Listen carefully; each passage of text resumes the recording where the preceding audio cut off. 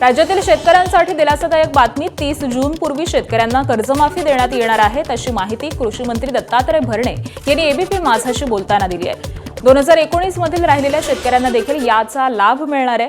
त्याबरोबरच 2026च्या नवीन योजनेमध्ये 56,24,000 शेतकऱ्यांना 36,585 कोटी रुपयांची कर्जमाफी मिळणार आहे। यापूर्वी 2009, 2017 आणि 2019 मध्ये राज्य सरकारने शेतकऱ्यांना कर्जमाफीचा लाभ दिलेला होता। साधारणतः 56 लाख शेतकरी आणि 36,585 कोटी रुपये एवढा निश्चित प्रकारे या कर्जमाफीमध्ये माझ्या शेतकऱ्यांना लाभ देण्याचा प्रयत्न या राज्याचे मुख्यमंत्री, दोन्ही उपमुख्यमंत्री हे यांच्या माध्यमातून होईल।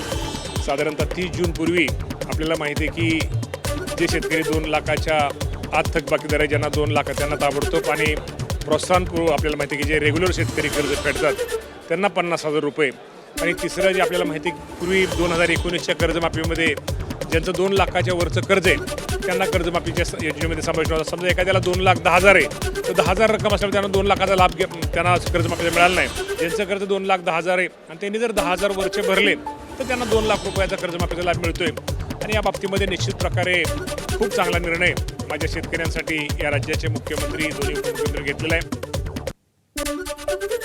विधान परिषदेत कर्जमाफीच्या मुद्द्यावरून सत्ताधारी आमदारांमध्ये जोरदार शाब्दिक चकमक पाहायला मिळाली। मंत्री बाबासाहेब पाटील उत्तर देत असताना आमदार बच्चू कडू यांनी प्रतिप्रश्न उपस्थित केल्यामुळे आमदार प्रवीण दरेकर आक्रमक झाले। मंत्री बोलत असताना मध्ये का बोलता, दादागिरी चालू देणार नाही असा इशारा दरेकरांनी दिला, तर विचारलेल्या प्रश्नांची उत्तर द्या अशी मागणी बच्चू कडूंनी केली आहे। वाढता वाद पाहता सभापती राम शिंदे यांनी हस्तक्षेप करत सभागृहातील नियमांचं पालन करण्याचे निर्देश दिले आणि कायदेशीर कारवाई करायला भाग पाडू नका असा इशाराही दिला।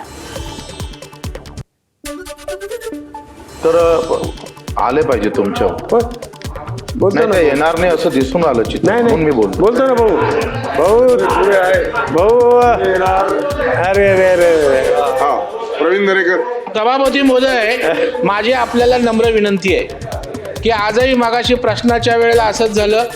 आता राज्याचे मंत्री सरकार म्हणून उत्तर देत असताना त्यांचं भाषण पूर्ण व्हायचं आहे, त्याच्या अगोदर अँटिसिपेशन ते काय बोलणार आहेत, तर मला वाटतं ही प्रथा परंपरा बिघडायला लागलेल्या दिसत आहेत। नाही बरंच सभागृह तर मला वाटतं तुम्हाला माझी विनंती आहे की हे वारंवार होतंय, तर याच्या पुढे होणार नाही याची आपण दक्षता घ्या। आणि सभागृहामध्ये आमच्या शेतकऱ्यांसाठी आंदोलनं करतात, नेतृत्व करतात की तुम्हाला फक्त दाखवायचं आहे? तुम्हाला उत्तर पाहिजे की दाखवायचं आहे? नाही मग सरकारच्या मंत्र्यांचं भाषण असताना मध्येच असं डिस्टर्ब करणं बरोबर आहे का? तुम्ही ओरडू नका, तुमच्या 10 पटीनं ओरडतो। दादागिरी दुसऱ्यांची आहे, तुमच्या या स्टाईलने कामकाज सभागृहाचं चालणार नाही।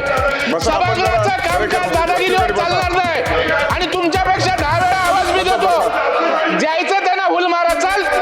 मंत्री महोदय बोला पण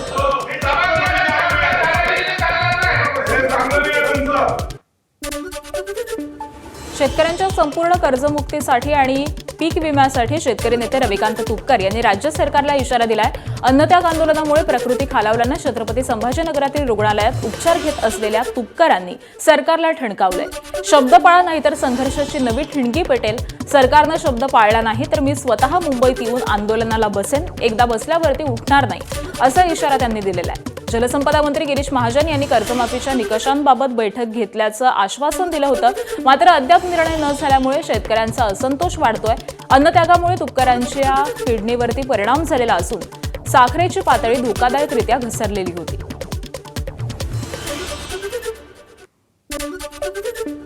सकारात्मक बदल त्या कर्जमाफी योजनेमध्ये आपण करू हा शब्द त्यांनी दिला। सरकारने दिलेला शब्द पाळावा अशी आमची अपेक्षा आहे। हवं तर अजून 4-5 दिवस तुम्ही शिल्लक घ्या बैठक लावायला, आमचं काही म्हणणं नाही, पण बैठक लावून त्यात सकारात्मक मार्ग काढा। आणि सरकारनं जर का बैठक लावायला दगाफटका केला किंवा कर्जमाफी योजनेतल्या बदलासंदर्भात निर्णय घेतले नाही तर मग मात्र महाराष्ट्रातला शेतकरी तुम्हाला 5-6 दिवसानंतर रस्त्यावर दिसेल।